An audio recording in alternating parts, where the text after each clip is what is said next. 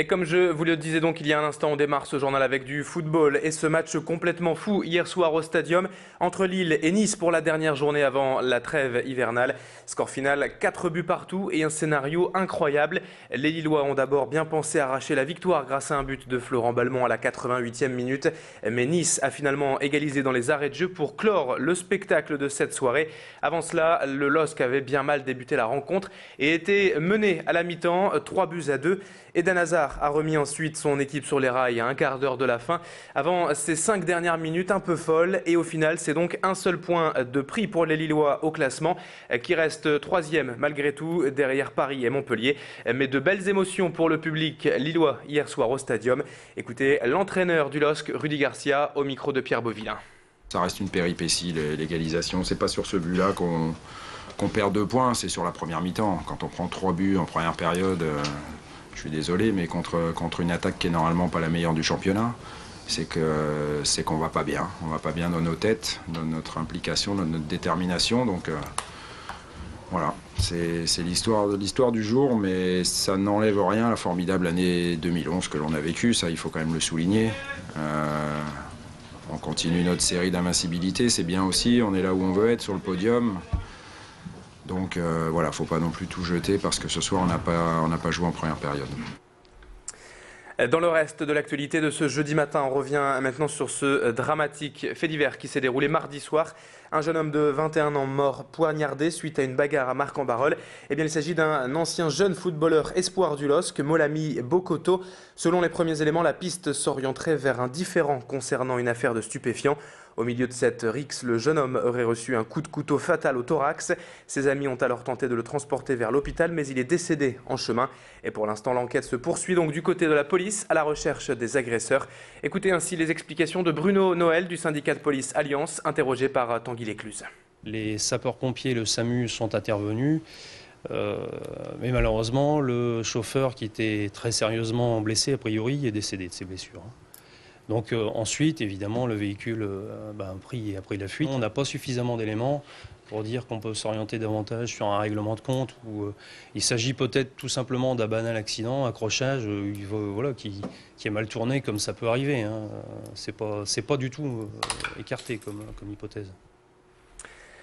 En bref, la circulation des trains en Belgique sera encore complètement paralysée aujourd'hui. En ce jeudi, c'est la journée d'action nationale dans la fonction publique contre la réforme des retraites et le ferroviaire est particulièrement touché depuis mardi en Belgique. Aujourd'hui, aucun train ne circulera sur le réseau SNCB, ni même aucun Thalys ou Eurostar entre la France et la Belgique. La reprise devrait se faire en douceur dès ce soir 22h, mais des perturbations sont encore à prévoir demain et peut-être même encore samedi matin en Belgique.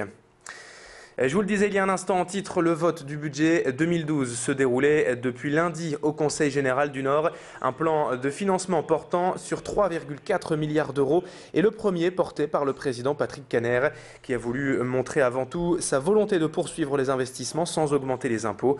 Un budget qui pour une fois a fait l'unanimité, même à droite qui a voté lundi pour le volet des recettes.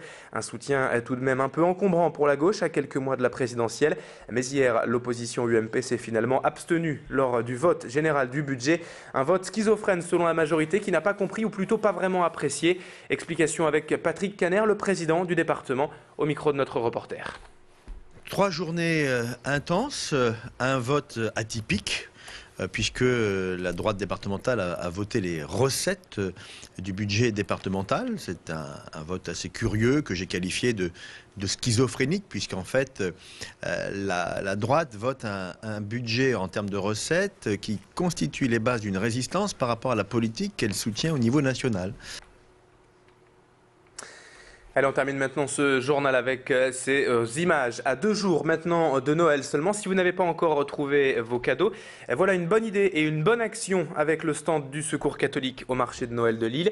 Aujourd'hui, demain et samedi, l'association met en effet en vente des dizaines de confections réalisées depuis plusieurs semaines par les femmes accueillies au Café Tricot du Secours catholique dont on vous a déjà parlé sur Grand Lille TV.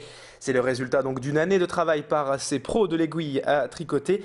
Des confections 100% fait main et en plus à des prix prix dérisoires. Tous les bénéfices de la vente seront reversés au Secours catholique pour permettre d'organiser des petits voyages pour les personnes les plus démunies.